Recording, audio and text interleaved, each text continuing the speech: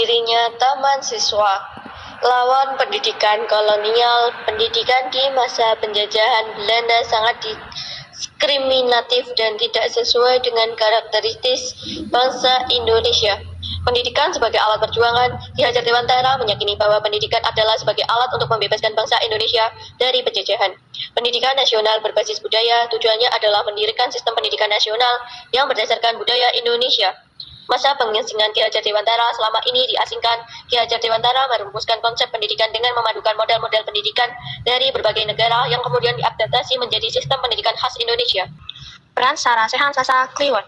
Yang pertama, forum diskusi kritis Sarasehan Salsa Kliwon adalah tempat pertemuan tokoh-tokoh politik, kebudayaan, dan kerohanian yang dipimpin oleh Pangeran Surya Mentara. Yang kedua, membahas keadaan rakyat. Tujuan utama Sarasehan ini adalah mempelajari keadaan rakyat Hindia Belanda yang terjajah dan mencari cara untuk menegakkan kepribadian serta mengisi jiwa bangsa. Yang ketiga, tempat lahirnya gagasan. Dari pertemuan-pertemuan rutin setiap Senin Wage malam, Salsa Kliwon inilah gagasan untuk mendirikan sekolah taman siswa muncul dan akhirnya terrealisasi.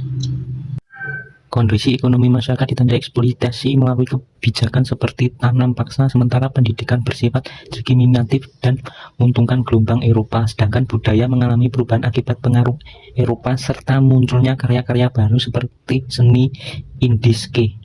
Bidang ekonomi, dominasi dan eksploitasi ekonomi masyarakat lokal sangat eksploitasi untuk kepentingan kolonial.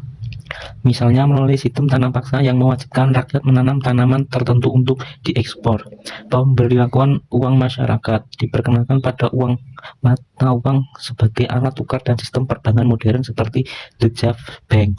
Pembangunan infrastruktur. Belanda membangun infrastruktur seperti jalan raya dan jalur kereta api untuk mendukung pengangkutan hasil sumber daya alam ke Eropa. Monopoli perdagangan Nusantara sangat mundur karena adanya monopoli perdagangan yang dilakukan oleh VOC.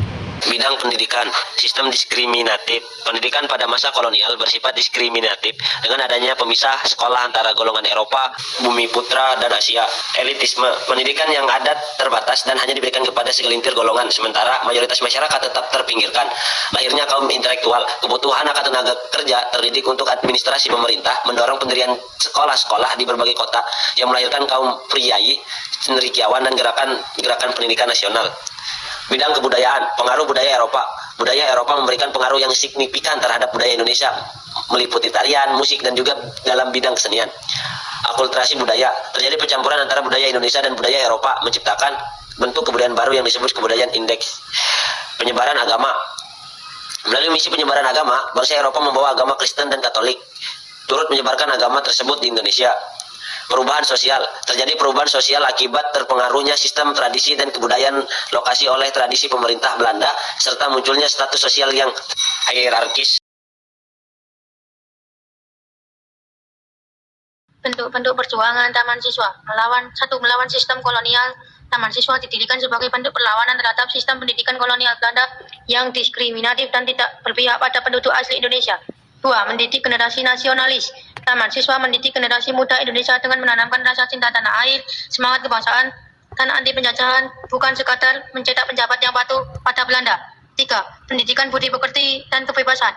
Melalui semboyan ing ngarso sung tulodo ing madya mangarso tuturi handayani. Di depan memberi teladan, di tengah memberi semangat, di belakang memberi dorongan.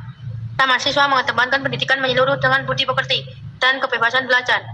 4. Pemberdayaan masyarakat. Gerakan ini berupa memberdayakan seluruh lapisan masyarakat termasuk anak dari kalangan miskin agar dapat mandiri dan memiliki jiwa kepemimpinan.